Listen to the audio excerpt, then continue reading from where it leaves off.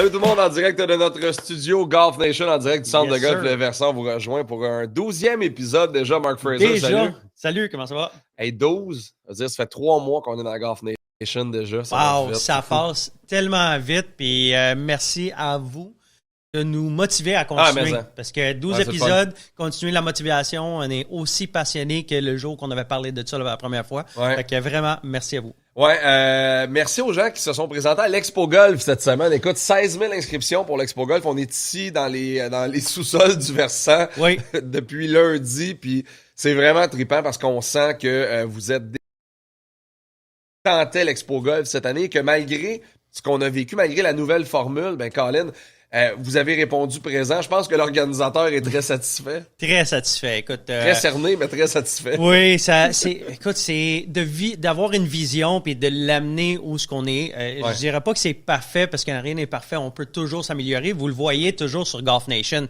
On s'améliore toutes les semaines et on fait des modifications. Avec un événement comme l'Expo Golf, c'est un peu plus difficile parce que c'est un événement. Ça se passe cette année sur une semaine, mais c'est difficile de s'améliorer parce qu'il y a des périodes de 1 an entre les deux événements.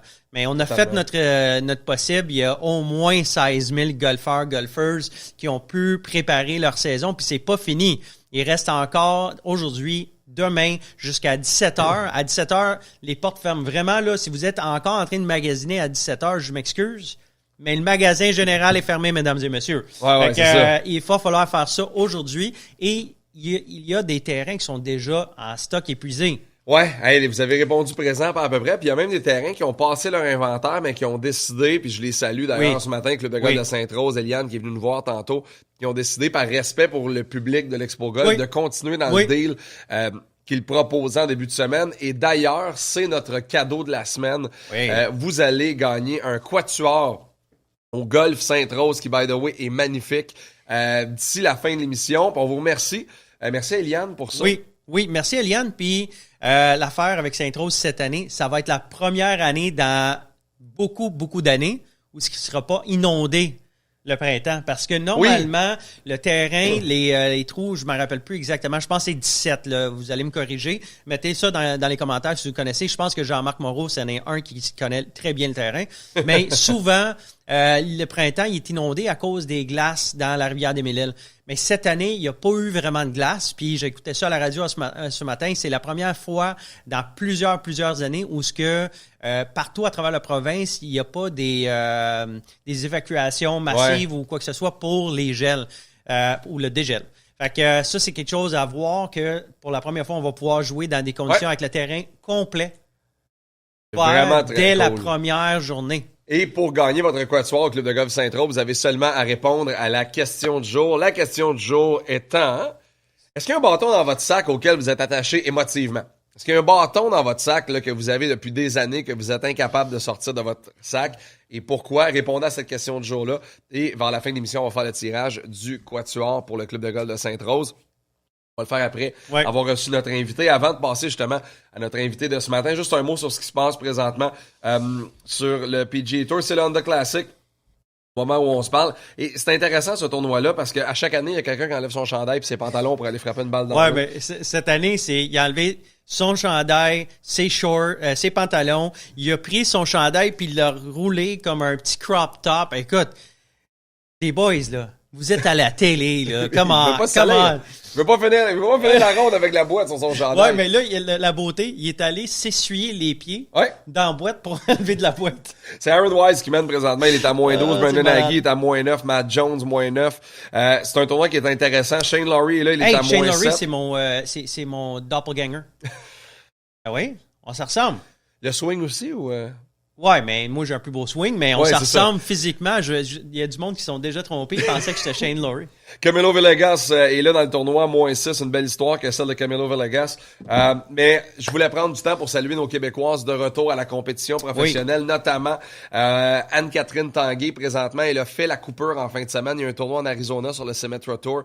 Et Anne-Cat est là. Elle est au 52e rang. Maud Aimé Leblanc est à moins 1 également. Elle est 30e. Donc, on surveille ça. On est vraiment content de les voir là. Puis Anne-Catherine, là, c'est 18 mois d'arrêt avec le congé de maternité. Elle est devenue maman, elle revient à la compétition. Elle est sur la route avec son conjoint Jean-Hubert, avec le nouveau bébé aussi. Oui, c'est une histoire un peu à la Serena Williams. Ouais. Tu sais, il y a plein de gens qui disaient que quand elle allait devenir mère, avoir son bébé, que ça serait fini pour elle. Ouais. Mais là, on a une autre histoire. Ça va être le fun de la Ouais, suivre. ça va être le fun de la suivre, puis assurément qu'on va la recevoir sur le podcast. Avant d'aller voir notre invité, je veux vous remercier d'avoir embarqué dans le trip de notre boutique en ligne des tasses Golf Nation. Vous pouvez aller sur le golfnation.ca dans la section boutique. Ouais. Les tasses sont en vente. Les casquettes, il n'y en a pas beaucoup. Les casquettes vont arriver lundi. On va les shipper. Je sais que Georges Boiteau en a déjà commandé une. Fred Joly en a déjà commandé une.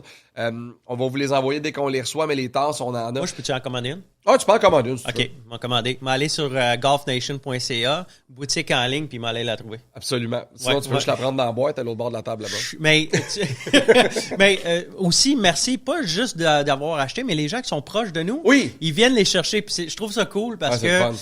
on peut rencontrer les gens qui sont des tripeux comme nous. On jase un petit peu C'est le fun, dans vraiment, dans notre bunker. Puis nous, ça nous rend très orgueilleux. Orgueilleux? Non. Fier. Fier, oui. Oui, parce que moi, je suis pas orgueilleux. Moi, je suis fier. Restez là à la fin de l'émission. Non. Quand on va avoir terminé, Non. oui. T'en viens oui. pas là-dessus. Ah Non. oui, ah oui. À la fin de l'émission, pour l'Expo Golf, on fait des entrevues avec différents intervenants et je vais vous parler de mon partner anglophone, Mark Fraser. La phrase qu'il a utilisée, la question qu'il a posée à nos invités, je vous dis ça avant la fin de l'émission, je vous le jure. Mais Mark, je te laisse présenter notre invité d'aujourd'hui. Ah, t'es pas fin. Inquiète-toi pas. Aujourd'hui, on fait ça en anglais, mesdames et messieurs. Ouais. Fait que ça va être moi qui va pouvoir peut-être rire un peu de Max. Parce que c'est Villegas. Tu vois, on a déjà commencé. C'est fait. Fait que aujourd'hui, notre invité, écoute, j'ai parlé là quelques semaines, je pense que ça fait à peu près un mois. Un de mes collègues m'a dit, Marc, faut que tu parles avec ce gars-là. Il est super sharp. C'est un gars qui est, écoute, il est à ma vue, à mon égard, non. À ton égard. Ouais. Oh, ouais. C'est un gars qui vit une situation de rêve. Parce que tous ceux qui aiment le golf, qui sont des passionnés de golf, rêvent un jour d'être proche de la PGA. La PGA Tour, là. Ouais. OK? Ouais, la vraie la grande ligue. Cette personne-là, on va lui parler, c'est Ryan Hart. C'est la personne qui a réalisé nos rêves en tant qu'amateur de golf, pas assez bon pour se rendre sur le tour. Donc, on va aller le voir. Ladies and gentlemen, we're going to do this in English because Ryan is... he speaks English. We're going to work on his French. Hopefully, we can teach him a few things while we do this. That'll be all right. Ryan Hart, welcome to the show. Thanks for having me, guys. Good morning. Good morning. You just flew back from Florida from the players, so you're in quarantine right now in Toronto. So how's quarantine? Oh, it's awesome. I've got a great view of Toronto and a great view of you guys and a great view of a few meals that get served at the door every day. And you know we're early waiting test results so I can continue the trip. So you're going to fly, if you get your results today, your COVID test results, do you have a flight booked already to go home, or you have to do that process after? I just decided to wait because you never know when you're going to get it. They kind of give you a wheelhouse of time that you might get your results back. So instead of changing and whatnot, we'll just wait till we get it and then we'll book from there. So home, we said, fly back home. Mm-hmm. Tell us a little bit about where you're from, because like I said in the opening, I said it in French, I was saying that you're living kind of like our dream. For the guys who can't make it to the tour, we're not good enough, but can really hash it out, work hard. You've reached kind of the pinnacle when it comes to the golf industry. So tell us about home, and then we're going to get into how you got to where you are now. Home over the last number of years seems to be more in a hotel than anywhere, if you ask my family. But honestly, home is, I was born in Vancouver and currently live in Winnipeg. We were in Florida for the last number of years when we got going with the PGA Tour. But when the opportunity to come back to Canada arrived, we originally wanted to come back to Winnipeg for some family reasons. And we'll be starting to commute back and forth to Montreal and spending a lot more time there as soon as some of these restrictions lift. So looking forward to that. You got in touch with golf. You were 17. The first time it got serious for you. From there, you moved from being just a guy that plays for fun to work in the industry of golf. And your job, one of your jobs in marketing brought you to work and to be noticed by the bosses from the PGA. Tell us about your path in golf, and how did you get where you are today, managing such big tournaments as the Players and the President's Cup that's going to happen in 2024 in Montreal? Well, you've done your research, Max. I think you basically laid it all out. No, you know what? My grandfather introduced me to the game at a young age, but it never really clicked with me. I think for me, it was more of spending time with him. And then when I was about 17, I really got into it. A good friend of mine who ended up being the best man at my wedding kind of taught me how to play the game, and I sort of had the bug from there. I spent some time in the beer business with Sleeman Breweries, who I believe you guys are familiar with, and yep. And they we do drink a little beer in Montreal. I'll tell you that. Yeah, I've heard Sleeman's still fairly popular out there. So really, at the end of the day, it was starting to sponsor the former Canadian Tour event, the Players Cup in Winnipeg, when we were in the beer side. That I think really, I was passionate about the game, but kind of got me hooked in the business side of it.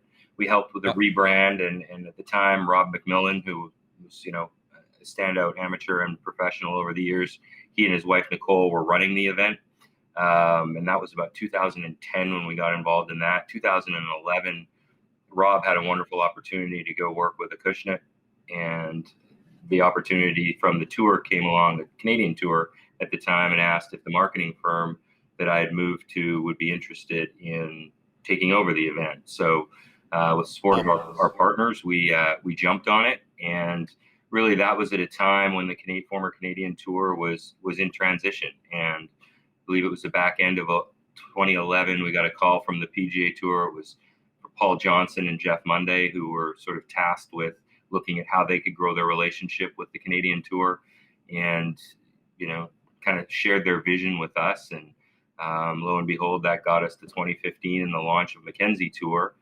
And through that, it really, I think the relationship evolved. And much like players have the opportunity on Mackenzie Tour, PGA Tour Canada to move up, I believe that opportunity presented itself outside the ropes as well. And so through a few conversations, you fast forward to 2017, and I was hired by the PGA Tour, and we moved the family, and I was in the Tournament Business Affairs department, sort of learning about the events, going around to different events on tour and helping to put out fires. At the time, they were looking to bring more people that had some business knowledge and business and marketing knowledge into the events versus operational. And then that led to 2018 and joining the players team. And then a lot of sorry, I was just going to say, a lot of people think that to work in the golf business, you have to be a good golfer. And it's often when I meet people and they're like, oh, you're in the golf business, you must play great golf. I'm like, no, we work a lot at golf, and we work a lot. Yeah. It's the business side of things. It's the logistics. It's just the organizing. Sometimes it's herding cats, and sometimes it's smooth sailing, right? So the fact that they went and got a guy that didn't have to, it wasn't the golf thing that really brought you to the spotlight. It was your capabilities in organizing and putting on a show and being really attentive to details. I think it was a combination. You're so right. I mean, my wife laughs all the time when we meet people for the first time and they say, oh, you must be a scratch golfer. Like, I'm the furthest thing from, but I'm around a lot of really nice golf courses.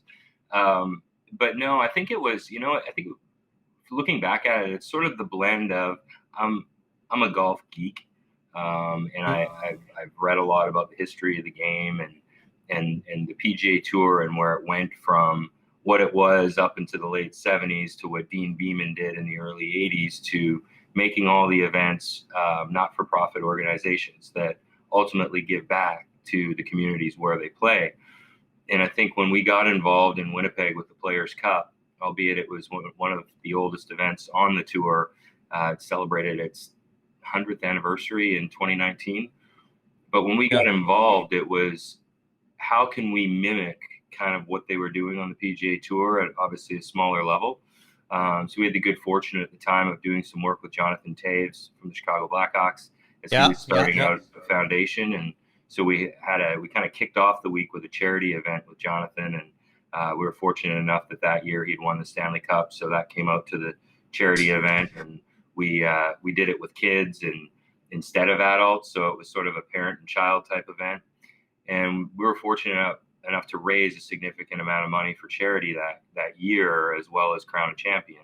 And I think that in conversations with the tour, the synergy of understanding what the tour is about, and ultimately now working for the tour. I mean, golf is our vehicle. I mean, we are an entertainment company, but it's our vehicle. The game is our vehicle to give back.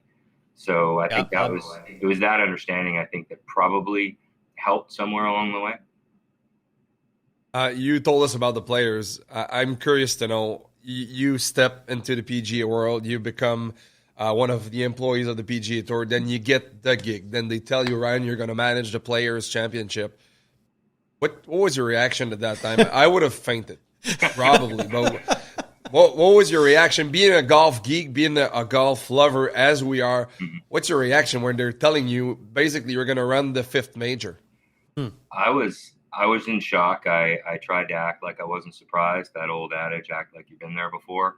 And I think I told the gentleman who offered me the job, Matt Rapp, I told him I needed the weekend to think about it.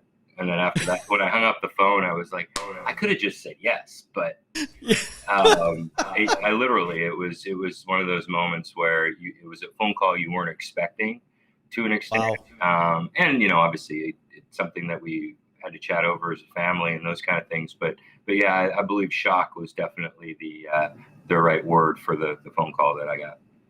Well, the fact that you just mentioned, like, it was a discussion for the family. How does that go when you say, honey, sit down for a meal? Hey, honey, yeah, so we're thinking of moving to Ponte Vedra, from Winnipeg, where it's minus 65 degrees in the summer. So what do you think about that? How was that conversation? How did your wife originally take it? Because obviously it's a big move. Moving away from family, I know the feeling. Yeah. Was that received as, as joyfully as it was for you? I think it was, the good part about it is it was an evolution of the conversation. I think when we got the opportunity to join the PGA Tour, it took the bulk of 2016 to sort of iron it out. And so I think we knew the ultimate end game was going there. So it was more the conversation back in 2016. And I have 4 kids. So it was a collective conversation and decision. And, obviously I think there was some nerves and some angst of doing that and moving to another country. And as much as, we're all familiar with the United States, it's still new and change. But my family has been extremely supportive the whole way along. In 2017, I think I was on the road 220 something days, going around to different events and whatnot. And so the family actually stayed in Canada for that first bit. And I think that was the absolute hardest, to be away. Totally.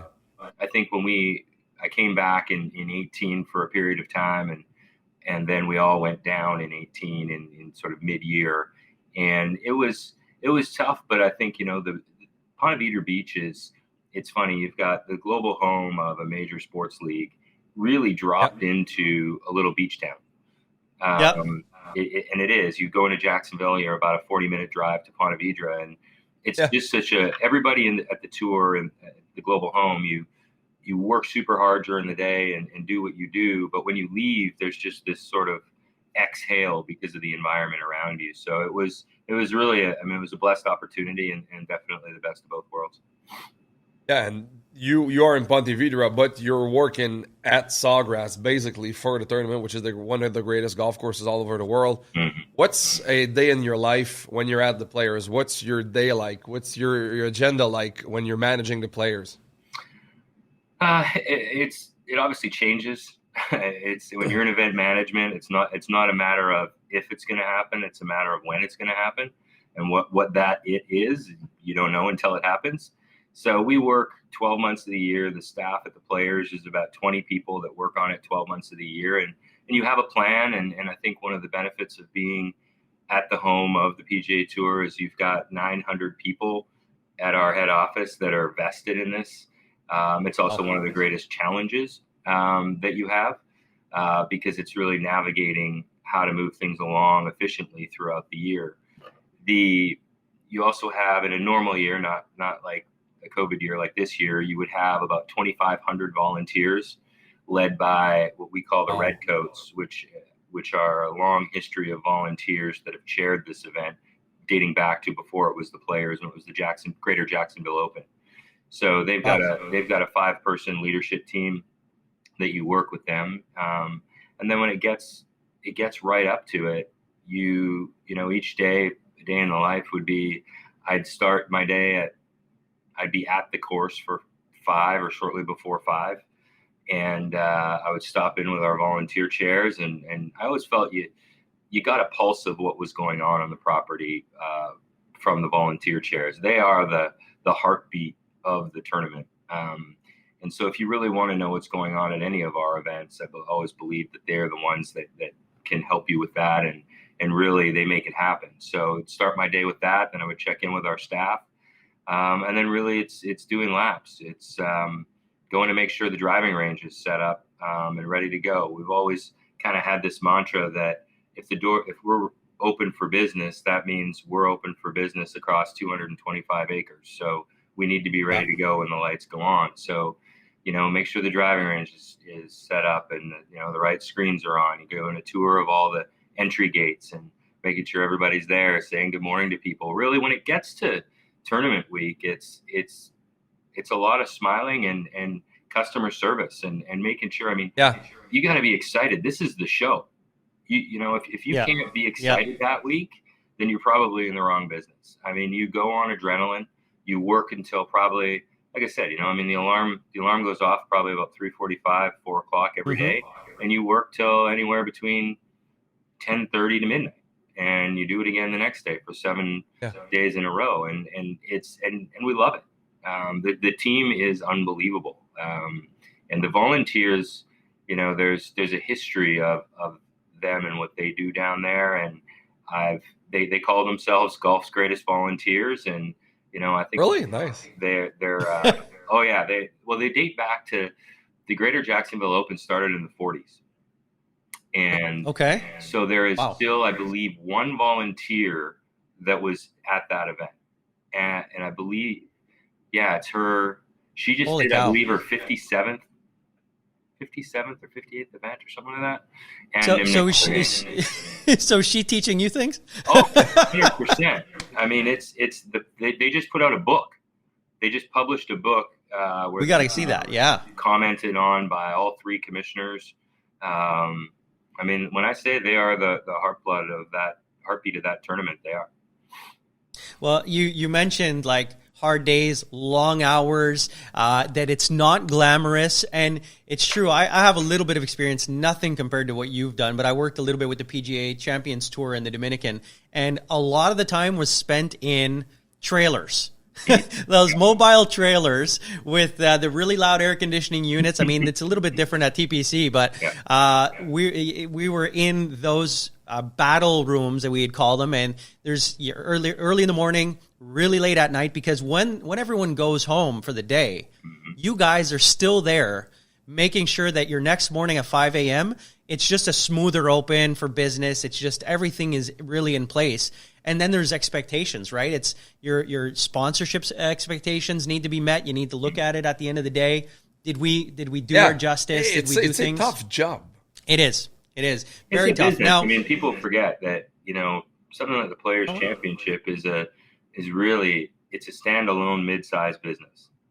So you have to think about all the things you would as an entrepreneur or working for a company that runs a mid to large business. And, you know, whether it's sales, marketing, finance, and everything in between, you have to think about all that. And then it's a culmination of 7 days once a year, but you're running it as such throughout. Very cool. Before we get into our next, we do have someone that has a question that posted on Facebook. Ivan, do you still get starstruck when you see the tour players? Thanks for the question, Ivan. I've gotten that a few times. It's interesting. To an extent, I think the short answer is probably yes. I've been fortunate growing up to be around hockey players and things of that nature along my time, and I was taught when I was really young that, you know, they put their pants on the same way we do. The pants just might be a little more expensive, but and so I think one of the things I learned through that is if you treat them as such, you probably gain a bit better a respect or relationship with them. So I may have that moment about 50 yards away, walking up to have a conversation with them or being introduced to them, and you have that inside. But I think just they're all great guys, and I think another benefit that I had is coming up through the Mackenzie Tour. You look at the number of guys that are out there that are on the tour that came up through Canada.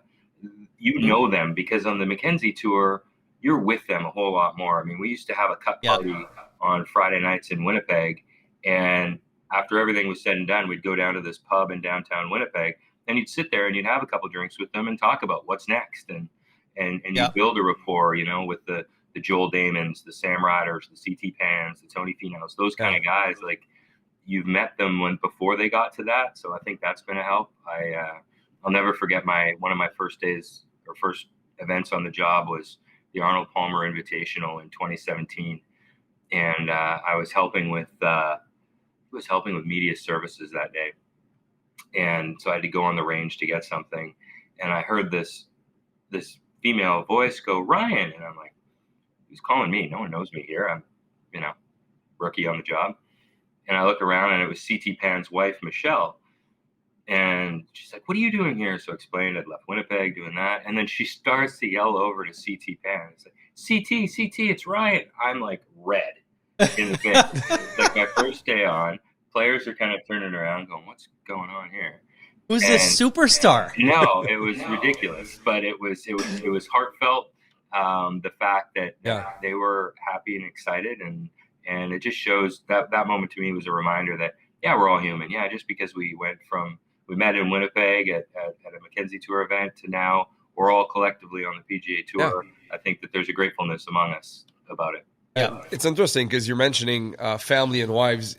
On the PGA, you're managing players, but you're also managing families. You're building relationship with families, with their entourage. And I'm sure that over the years, you've built this relationship with players' wives, players' kids. You know the names. It must be special to get in that environment, because I know that they're pretty close bubbles every time, and they let very few people in most of the time. But when they get treated well, I'm sure they're very open-armed to being going to your tournaments and everything. Yeah, I think, at all the tournaments on the PGA Tour try to do what they can for the families, because it's not easy being on the road that much. And, as they start to have children and whatnot, you kind of see, depending the age of the children, families pulse in and out. The Players' Championship, because of where it sort of sits in the calendar and proximity to spring breaks and things like that, we tend to see more families out. So it's definitely a big part of our team's planning.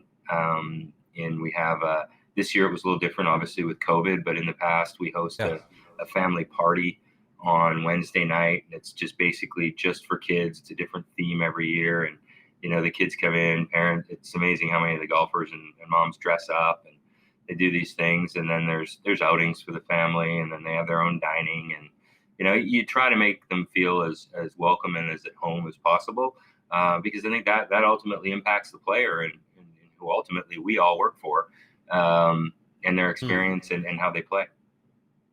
So give us a scoop. Like, who's been to your home? Who have you had over for dinner? Who have you thrown some ribs on the barbecue for? Is there any of those names that we would know and we'd be like, okay, like this is very cool? I'm just going to go with I've been really grateful for the opportunity to get to know a lot of them. And I continue to build those relationships and look forward to bringing some of them to Montreal. Very cool. Now, we said from the get-go, you're sitting in quarantine in Toronto. You just came back from the Players. I mean, we were watching it. I was watching your Instagram and the pictures, and I'm like, wow, I'm jealous. How was it this year? You talked about COVID making it different, but was there any similarities to that? Was there any familiar feelings that, even despite COVID? Oh, for sure. I mean, just the fact that we could have fans back, albeit that it was 20% of what we normally would have, just to have that vibe, that energy on the property, even at that number, the way the golf course sets up, when you get a roar on 17 or you get a roar in one of the feature groups, because that's where people gravitated to, you get that sort of boost, and it was wild to see people back. And I have to say, you watch TV and people get a little excited about, Florida's open for business, or the States is looking at things different than Canada. I have to give our fans so much credit, because I would say 95+% of the fans that came on the property had to wear a mask, use sanitizer, those kind of things. We were walking around reminding people of it. If you're eating or drinking, it was fine. Be back from the rope line. But people were really good. I think people were just inherently excited to be back at a live event. And I think that because of that, they welcomed it and they did the right thing. So I think that was the biggest challenge for the team. Obviously, I was up here the majority of the time, and Andre Silva and Jared Rice, and leading the ship down in Florida. One of the biggest challenges was just that health and safety plan in the lead up, and really up until last fall, it was, were we going to have 0 fans, were we going to have 10% or 20%? So you're really running parallel paths. And being able to complete the tournament is better than having to cancel it after round number 1 last year in 2020. That was something that we've never seen, and it happened in a moment where nobody knew what was going to happen in the following months. And when you see a professional event of that kind getting canceled, you're like, wow, all right, this is serious. Yeah, there was definitely, when you got to Sunday of this year, a sense of completion, because you definitely had a little bit of a, when you love what you do, like our team does and our organization does, there's a little hole in your heart, if I was really honest, that you didn't get to deliver what you worked so hard as a group to do, although we had to do the right thing. And I think a year later, you remember it took 24 months to put on the 47th edition of the Players. So we've been able to complete that. But it's you go back to what Commissioner Monahan said in his press conference a year ago, when he said, hold us accountable. We're going to do great things. And he meant that, I believe, more off the course than on, and everybody can interpret it their own way. If you look at the Wednesday charitable events that the tour's done throughout the year, I mean, I was involved in the TaylorMade driving relief event at Seminole, and then the match. And you look at the charitable benefits of that, and then to get all the way around the year, and get back down to Florida and see some of the things we continue to do through this challenging time, in some small way, and impact the charitable organizations that we work with in Northeast Florida. I think that in itself was pretty special, because we were constantly trying to answer the commissioner's challenge. It wasn't overly publicized, because I don't know that we wanted it to be, but 2 of the suites behind 17 Green from Thursday to Sunday were filled with frontline workers. It was something that we have a very, very close relationship with some of the local hospitals in the area in Jacksonville. And so we had 2 sponsors that unfortunately couldn't make it due to corporate restrictions, but they said that, we'll keep the suites. We want to pass that along to people that have helped during this time. So we welcomed 200 people a day from the frontline healthcare community in those suites. And, amazing. Some of them had never been to a golf tournament before. Some of them are diehard golf fans, but just the ability to have, in some small way, put a smile on their face and give them a little bit of respite was probably one of the highlights for me of the week, to go in there and meet them and listen to their stories in the last year. I mean, those are the things that, you're not going to see on TV, but to me, those are the things that stand out. And Jacksonville is a mega center for hospitals. So I'm guessing there was a lot of vaccinated people in the area. So that also, I think, contributed to the fact that there was that kind of ease, as you're saying, like you're at 20% capacity, but for the most part, people are very comfortable with the situation. Now that's in the rear view mirror, you're kind of that sigh of relief. You're going to go home, be with the family, relax a little bit, probably put your feet up for a day or two, because now you need to think 2024 President's Cup in Montreal, which again you're going to be leading. You're the guy. Are the wheels already turning? Did you learn some things from this past experience with COVID that you say, even if times are going to be different, and they may have evolved tremendously. And we get to a point where we're not necessarily at that mask wearing, social distancing place in our lives. Am I going to bring those to the 2024 President's Cup? Yeah, it's, first and foremost, it takes a village to put on these events. And when we announced 2024, originally 2023, but because of COVID, now the 2024 President's Cup, back in August of last year, the Canadian in me just couldn't wait to get out there. And I was fortunate to come out in I think it was the end of September, beginning of October, right before the lockdowns happened. And the buzz around the Royal Montreal already was unbelievable to me.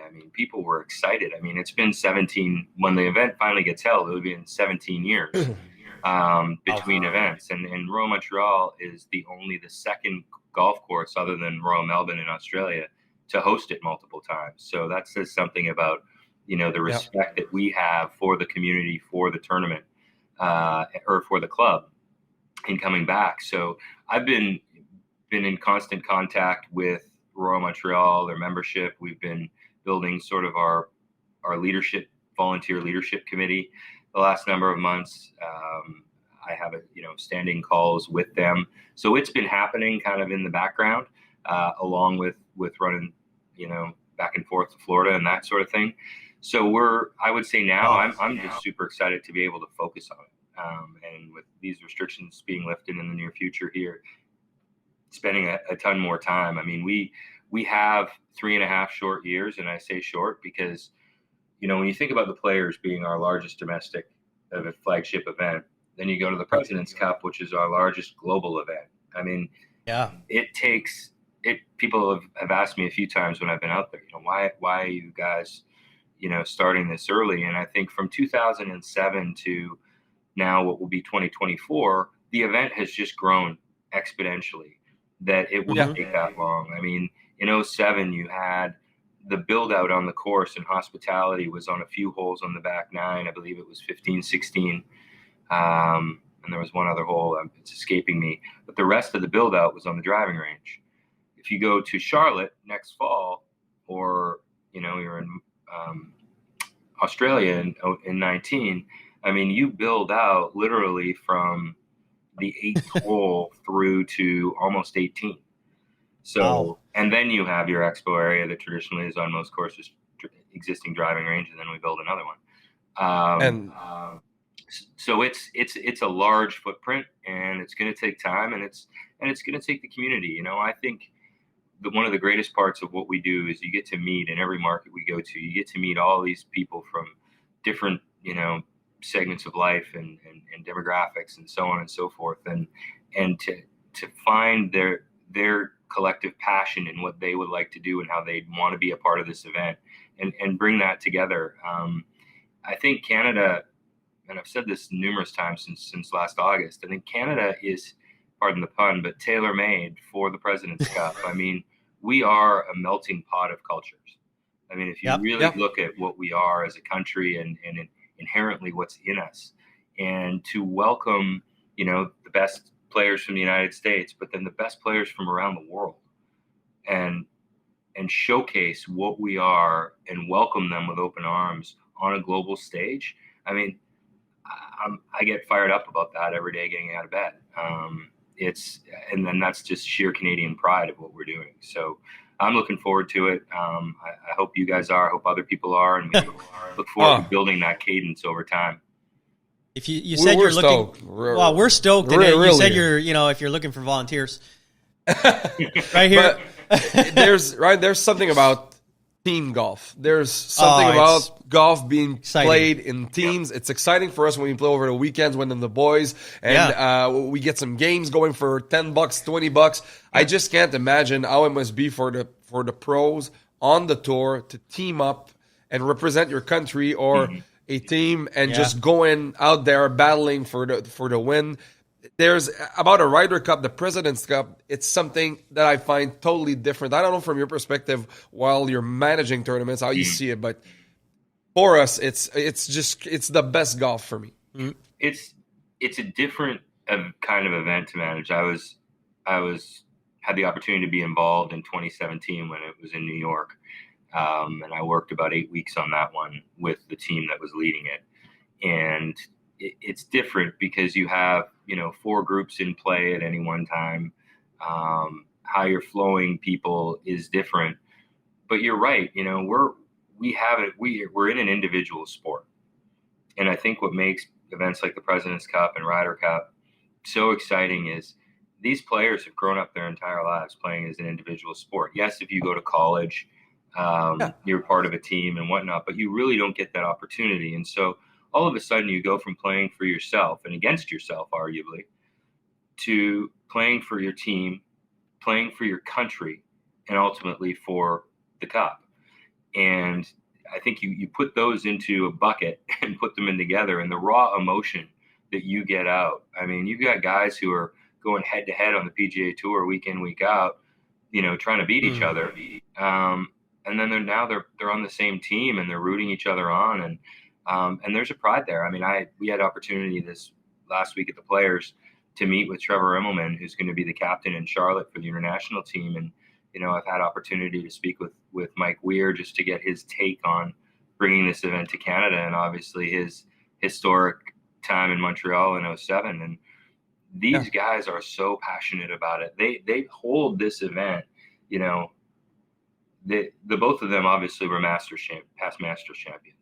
Yeah. But they really looked at it and said, there's the Masters champion putting on that green jacket, and then really they're, and they have multiple wins on the PGA Tour, and then they said, our experience at the President's Cup is right up there, and they want to look at it now in the captaincy stage, and obviously Mike Weir's likely an assistant captain in Charlotte.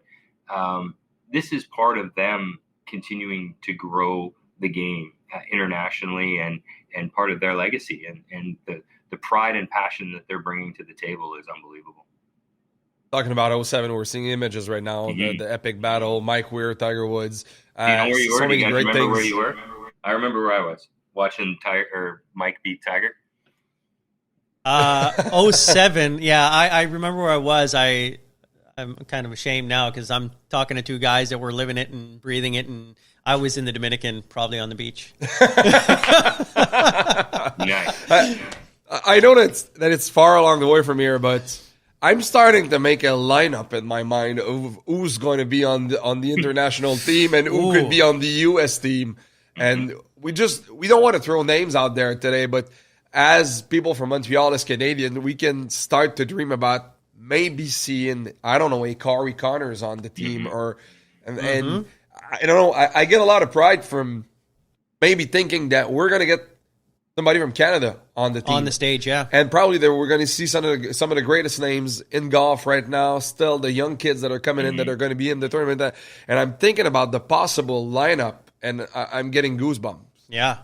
It will be exciting. Corey was super close to making the last one in Australia. I know. He was definitely in the conversation of a captain's pick.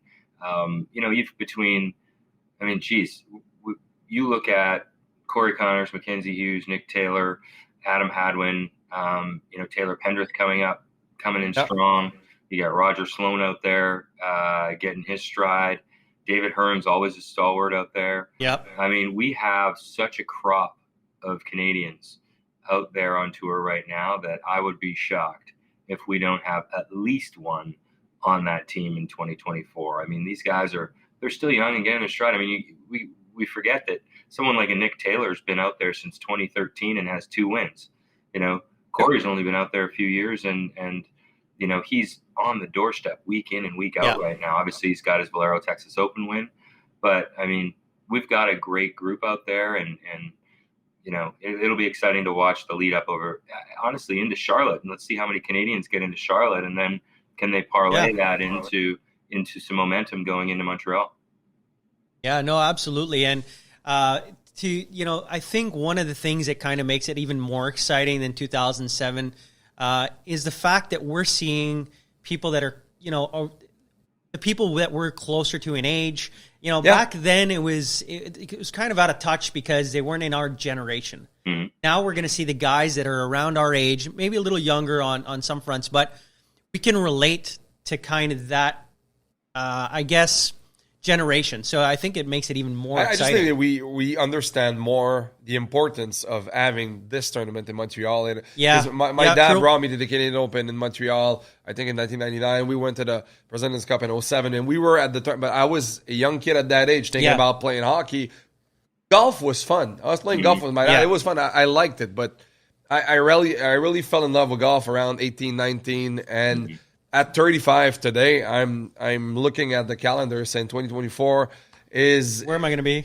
Yeah, there. For sure. But I think that at the age that we're at right now, we are more able to understand the importance for us, for golf in Canada, for golf in Quebec, because 2020 has been an outstanding year for golf in the province of Quebec for all the clubs. So many of my friends, Ryan, that never played golf, borrowed clubs from their father and went to the club to play their first round. For sure. So many of my friends on Instagram that were playing 2 or 3 rounds a year within tournaments with the company or anything are now playing 15, 20 games. The clubs, they're running out of clubs to sell right now. It's crazy for golf what we're living right now, and this is just going to be the apex in 2024 for us in Montreal. And Ryan, Quebecers are crazy about golf. So whatever you have in vision for 2024, I would just like multiply it by 2 and go like, okay, this is going to be incredible. The excitement, the energy is just going to be crazy. But there's still a lot of work before that happens. Yeah. What are your next 3 years look like? I mean, you said you're going to be coming to Montreal quite often. But what do those visits to Montreal look like? Well, right now it's almost like you're setting the table to an extent. Is the next number of months is really getting prepared to be on sale, if you will. And our plan right now is probably to be on sale for people to get engaged, involved in a certain amount of hospitality and things of that nature. Probably this fall, I would say, in and around the Ryder Cup. So that's sort of our target right now. So we're in the process of building our team. We're finalizing the 3.5-year business plan. It's been roughed out. Kind of the last piece that we need is our operations team to come up once they can get across the border and really grid the golf course and get the undulations and see, where we've roughed out where we think we can build things and been around the golf course. Now it's just sort of finalizing that. But really it's that preparation to turn the lights on, if you will, this fall. And really it's getting to know the community. It's, the last thing we want to be is some organization that rolls into town and says, this is what we do in Charlotte. It's going to work here. This is what we did in Montreal or Melbourne, Australia. That's going to work here. I think the Canadian in me kind of perks up a little bit and goes, no, we want this. Like I said, I mean, it's a cultural celebration. So a lot of it is, I want to get out in the community and, go to different events. I want to get out to different golf clubs and meet the members and hear what their vision of the President's Cup is.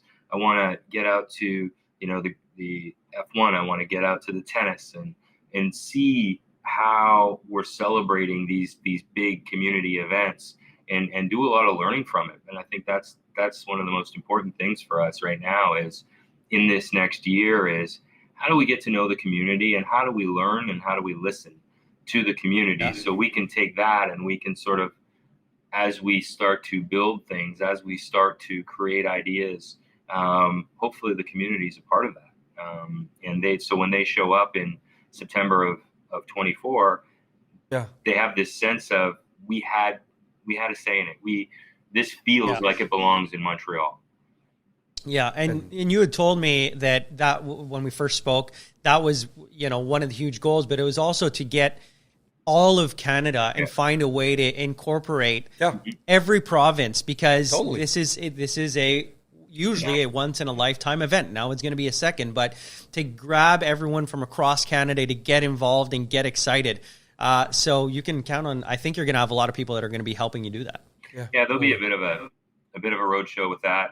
We've already reached out to people in some other markets, and I appreciate you bringing that up. We are humbly hosted in Montreal, but I truly believe that success for this will be having our entire country, being proud to be there and to host that in September of 24 and come out and be a part of it. And whether it's you volunteer, whether it's you buy hospitality, whatever the case may be, but just to want to be there and showcase our great country on the global stage. I mean, I don't know. I just get too excited and patriotic, I think, about it. So I could talk about it for hours. Being in 24, we can, I think, safely say that COVID's going to be over. We're going to be done with that.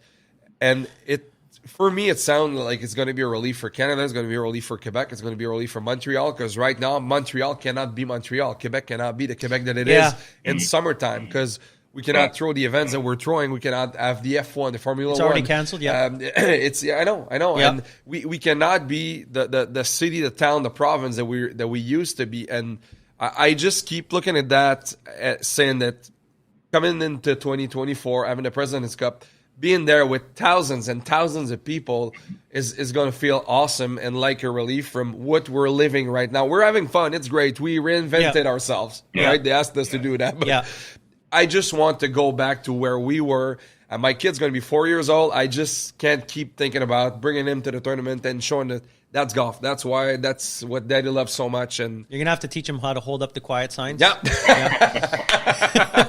Or get loud signs, one or the other. Yes, absolutely. Well, I don't think quiet really works in Montreal. No, it doesn't. I've been to Montreal a number of times over my career, and one of the times when I was in the beer business, we were working when I was at Sleeman. We were working with Unibrew, and we came out there for some meetings with some different government jurisdictions, and it was right in the heart of summer. And it's funny what you flash back to when I got the call to have the opportunity to be part of the President's Cup there. Immediately, it flashed back to Montreal in the summer and the fall, and just the vibrancy of it. I mean, I try to explain to some Americans who ask me what it's like, and I said to them, in my humble opinion, and I hope I'm okay saying this, it's about the closest thing you're going to get to Europe and Canada. Yep, absolutely. Because it's just this. There's just this sort of flair of it. There's this sort of mystique of it. There's this history. There's when you walk in old Montreal and some of the cobblestone streets, and I mean, it's just it is out of a movie. And I continue to try to tell people that when I was in Florida, and I'm like, if you don't believe me, just come up and visit it, and you'll see. But I think one of the blessings we had. Sorry to interrupt, but one of the blessings we had was COVID, because it pushed it back a year. And I think getting fans back and getting back to a place where tourism is in a different spot. I've met with the head of the airport there and Tourism Montreal, and we've talked about, there's going to be this cautious cadence. And I think 23, we're going to start to feel, that sense of normalcy again. And 24, I think, is positioned in a good spot to really turn the lights on collectively and say, hey, we're back, and this is what we are and what we're proud to be. Yeah, what you had said about Montreal being kind of like Europe, you can basically travel to Europe, France, without actually having to take a plane. Which is fantastic, right? Ryan, before we head off, I do have to ask, any honorable mentions for your restaurants, favorite restaurant in Montreal? Shout out to your people and say, hey, you got to go try this place. Oh man, I'm putting on the spot. I know. When I was there the last time, because it was for the 1 week before the shutdown, I spent a large amount of time at the golf club. I stayed at the golf club. And we went downtown a couple times for meetings. But I look forward to adding that list. And if I'm asked to be on again, I'm going to make a point of giving you my top 3. I will make sure to prep you for that one. Thank you so much for taking the time to speak with us this morning. Our Facebook page is full. Comments are there. People loved it. Thank you so much for your time this morning. We really want to do this again. So, I mean, if you ever have something it comes on your radar and you say, like, listen, I want to share it with everyone. This is great news for the President's Cup and what's coming up. Just, let us know. Shoot us a text, and we'll gladly help get the word out in whatever language it is. Awesome. I truly appreciate it, guys. Like I said, it takes a village, and I'm I'm super excited to be on this journey together with you all, and we'll look forward to building this for 2024. And I appreciate the support. Mark is secretly training to be on the international team. Well, I could probably like be the bag boy. I could be if anybody needs a jump in caddy. Yeah. I'm actually a very good caddy. Like I need somebody to clean the caddy with. Okay, I'll find somebody for you. Ryan Hart, thank you so much for being on the show this morning. Thanks, guys. Appreciate it. All right. Have a good one. Wow, what a gentleman. Wow. Ryan Hart, directeur exécutif de la Coupe des présidents en 2024 au Royal Montréal. Bon, on va vous le traduire au complet. Mais... Alors, yes. Pas aujourd'hui. Non, pas aujourd'hui. Google Translate. Oui. Mais non, mais je veux le remercier d'avoir pris du temps parce que c'est... Tu sais, quand je disais, je pense qu'on réalise pas l'importance de cet événement-là. Je pense réellement qu'on ne réalise pas l'importance de cet événement-là pour le golf au Québec, pour le golf au Canada. Le Canadian Open est cancellé cette année encore. Ça fait 2 ans collé. On a des circuits pro ici qui font un excellent travail, mais moi, j'enligne vraiment 2024, cet événement-là, pour le check-off du retour à la vie normale de, OK, on peut recommencer avec des événements sportifs. Ça va sûrement arriver avant, là, mais pour nous autres, pour les amateurs de golf, pour les maniaques de golf, ça va être la Coupe du Président, j'en ai bien l'impression. Non, absolument. Puis ça va être le fun parce que, comme vous avez entendu, Ryan, il sait que ça prend de l'implication, de la participation des gens d'ici. Fait que si vous êtes un amateur, vous voulez être présent, il va y avoir des campagnes de sollicitation pour les bénévoles. Mais mettez votre nom sur la liste. Vous pouvez être choisi pour toutes sortes de tâches. Puis juste être dans cet environnement-là, peu importe la tâche, il n'y a pas une tâche qui est moins importante que l'autre. Puis d'être là, de vivre ce moment-là, écoute, ça donne des frissons quand tu y penses, quand tu es dans cet environnement-là. Puis c'est comme il a dit au début, là, tu sais, il est starstruck au début, mais il essaie de garder ça à l'intérieur parce que les gens, ils veulent, les joueurs professionnels, ils veulent se faire voir comme des gens, des humains normaux. Totalement. Totalement. On va y aller avec notre question du jour. Yann, tu peux nous choisir des commentaires à l'écran. On vous a demandé ce matin, en débutant l'émission, est-ce qu'il y a un bâton dans votre sac qui est émotif, qui est spécial pour vous? Pascal Cloutier dit son hybride numéro 5. OK, hybride numéro 5. Pour ceux qui connaissent Max, vous allez penser que c'est son bois numéro 7. C'est ça que vous pensez. Puis même Max pense que c'est son bois numéro 7. Mais je peux vous confirmer que ce n'est pas celui-là. Non, c'est ton wedge. Hier, on était en train de frapper des balles. Non, c'est pas celui-là. Va chercher le wedge bleu, là. Hier, on était en train de frapper des balles dans le simulateur et Max perd son wedge. Dans le simulateur? OK, on est dans une pièce fermée. C'est celui-là. Et Max perd son wedge, il perdait ses balles. Là. Lui, il est où? Il était vraiment, là, il était fâché, il se criait après, il se disait des affaires qu'on peut pas répéter. Je dis, Max, c'est un wedge. Non, c'est mon wedge bleu, Écoute, ça a été l'enfer. Il en reste juste un, en plus. Il en reste juste un, puis il l'avait mis dans mon sac. Ouais, c'est ça. Fait que c'est pas le bois numéro 7 pour Max, c'est son wedge. Et à vous autres, on va aller voir d'autres commentaires. Mon sandwich, 62 degrés, Martin Lefebvre, OK? On voit beaucoup de... Ouais, j'ai vu un wedge tantôt. Hybride 3, il y en a plein. Ah! Mon père, en Lalonde, 56 degrés de shipping. Mon père est une machine à shipper, c'est incroyable. Oui. Hybride 3, c'est intimidant de jouer contre lui, il y en a plein. Hybride 3 pour José Cousineau. On va retourner voir mon fer 7, Chantal Diane. C'est vrai que le fer 7 est sécurisant. Ben, il est populaire, puis c'est la raison pourquoi Cobra. Tout le one length, c'est le fer 7. Ben, ça dépend, oui. Il était basé là-dessus, le style de régulier. C'est le plus facile à frapper. Simon Robert dit le driver. Ouais, c'est vrai. Mais en fait, tu sais, quand on dit émotif, c'est que il y a peut-être, tu sais, on a tout un nouveau... vous avez un sac, mettons, puis il y a un bâton là, dans votre sac qui est là depuis 15 ans. Puis là, vous changez vos bâtons. Puis c'est le seul qui reste. Mais ce bâton-là reste là. Tu sais, moi, mon bois 7, je l'ai changé quand j'ai commencé ma collaboration avec Callaway, mais pendant des années, moi, j'ai eu un bois 7 de Cobra Hyper Steel, un bâton d'il y a 13 ans que j'avais dans mon sac depuis longtemps. Ah, 13 ans! Ah ouais, c'est un bâton magique. Même histoire que Tin Cup. J'ai joué et changé tous mes bâtons l'été dernier, mais le 7 m'a toujours suivi. C'est Jamie Odette qui est venu chercher sa tasse Golf Nation hier aussi. Merci, Jamie, d'avoir commenté. Puis On vous le rappelle, dans tous les commentaires qu'on a reçus, on va faire tirer un quatuor au club de golf de Sainte-Rose. Yes. Ma blonde Roxane Rousseau, son esti de bois 3. Oh boy, oh boy, oh boy. Pourquoi son esti de bois 3? Je le sais pas, il va nous le dire. Il va nous le dire dans les commentaires. J'aimerais ça savoir. Moi c'est mon petit hybride que je frappe entre 120 et 175, 180 avec. Oui, non, ça va bien. Moi, c'est vraiment... J'ai une bonne il y a un bon range avec, ça dépend des shots qui frappent. Et on va choisir au hasard la personne gagnante. En fait, on demande à Yann de faire ça? Yann, choisis au hasard. Oui. Personne Ferme gagnante. tes yeux, puis on fait ça Ferme live tes right yeux, on now. regarde pas. Là, tu vas... OK, tu as oublié, c'est bon. Non, j'ai pas oublié. Non, tu as oublié. Non, j'ai pas oublié. C'est bon, tu as oublié. Personne gagnante d'un quatuor au club de golf de Sainte-Rose. Merci à Eliane qui est venue ce matin, qui nous a offert gracieusement ça. La personne gagnante... Et...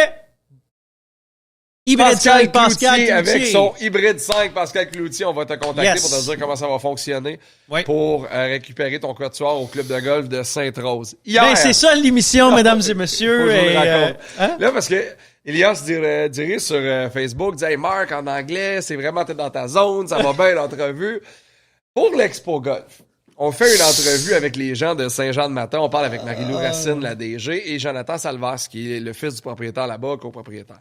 Et Joe Salvas, c'est un comédien dans la vie de tous les jours. Fait que là, on est avant d'entrer en onde, puis là, Marc jase, puis Joe est super expressif, puis il est bon avec le Kodak, il est bon en entrevue. Allez voir son vidéo dans son casque sur l'Expo Golf. Et là, Marc, de lui demander, mais toi, Joe, t'as étudié en actuation. À côté, je dis, quoi? Étudier en actuation, t'es un acteur. En actuation. Écoute, je cherchais art dramatique. Art dramatique. Je cherchais art dramatique. Je le trouvais pas. Tu sais, quand tu rouvres ton coffre d'outils, là, puis là, tu cherches un outil, puis tu le trouves pas, tu sors toutes tes affaires, mais comme moi avec je t'ai mon pas wedge, rendu, exact, toi comme ton wedge. Puis là, tu te rends dans le fond, puis il est pas dans ce coffre à outils-là, mais c'est ça qui m'arrive de temps en temps. Je cherche mes mots, puis celui-là, je l'ai pas trouvé. Oh boy. Oui, okay. C'est quoi la réponse de bois 3? 3 c'est... Parce que personne frappe ça et elle fait 175 verges avec à chaque fois. Ah, OK, fait que Dominique est juste jaloux. Il est jaloux. Dominique de sa est jaloux parce que sa blonde, elle frappe des bonnes balles avec son bois 3 puis il comprend pas. Oui. C'est drôle. Hey, est-ce qu'on peut remontrer, Yann, s'il te plaît, la boutique en ligne? On va terminer avec ça. On a les tasses Golf Nation, les casquettes Golf Nation qui vont arriver lundi. Les tasses sont déjà là. On a une commande du Lac-Saint-Jean hier. Merci à Danny Perron du Lac-Saint-Jean. Merci d'avoir été là. La casquette New Era très cool. Est écœurante, la casquette. Je vais en avoir besoin cet été. Parce qu'elle était passée, j'avais des cheveux. Ben, j'avais des cheveux, je dis ça loussement. Oh ouais.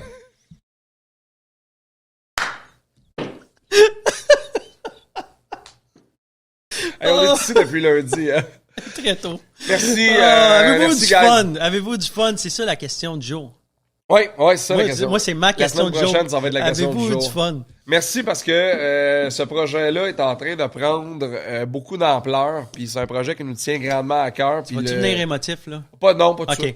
Puis, non, mais ce projet-là nous tient grandement à cœur. Puis vous êtes la majeure partie, la totale raison de ce succès-là. Oui. Puis on va avoir des belles affaires à annoncer. Probablement fin de semaine prochaine, on pourra en faire l'annonce. Ouais, mais on peut l'annoncer tout de suite. Je vais tout avoir, tous mes mots. Je vais être capable d'être fluide. Je vais aller utiliser sur Duolingo la semaine prochaine. De quoi? Duolingo? C'est quoi Duolingo? C'est où est-ce qu'on apprend les langues? Je vais aller apprendre à parler le français. Je m'essaye. Hey, bon samedi tout le monde. Merci d'avoir été là. Merci à Ryan Hart. Sur le golfnation.ca, vous pouvez réécouter chacune de nos entrevues. Les vidéos de nos émissions sont là également. Merci Mark Fraser. Yes, sir. Et merci Max, Yann. Merci à vous autres. On se retrouve à midi sur la page de l'Expo Golf avec Hotman de Golf Expérience Maroc. Qui va venir nous parler un peu de cette destination-là. Nice. Un peu plus tard cet après-midi, on va parler des espoirs de Golf Québec, Golf Canada. Demain, on va parler à Laurent Desmarchais. Fait qu'on a un beau programme pour la fin de l'Expo Golf. Oui, parce que c'est pas fini. Non. Allez sur l'Expo Golf. Là, j'ai un texto, un autre stock épuisé. Je sais pas c'est lequel encore. Faut que j'aille voir. Fait que là, Vous avez plus le temps à perdre. Allez sur l'Expo Golf en ligne, allez acheter votre wager. Il va faire beau. 13 degrés demain, gros soleil. Jusqu'à jeudi prochain, il annonce du beau temps. Ça veut dire que le golf commence bientôt. Allez vous magasiner ça. Allez découvrir des terrains partout à travers la province. Et à tous ceux qui étudient en actuation, mais on vous salue. À la semaine prochaine.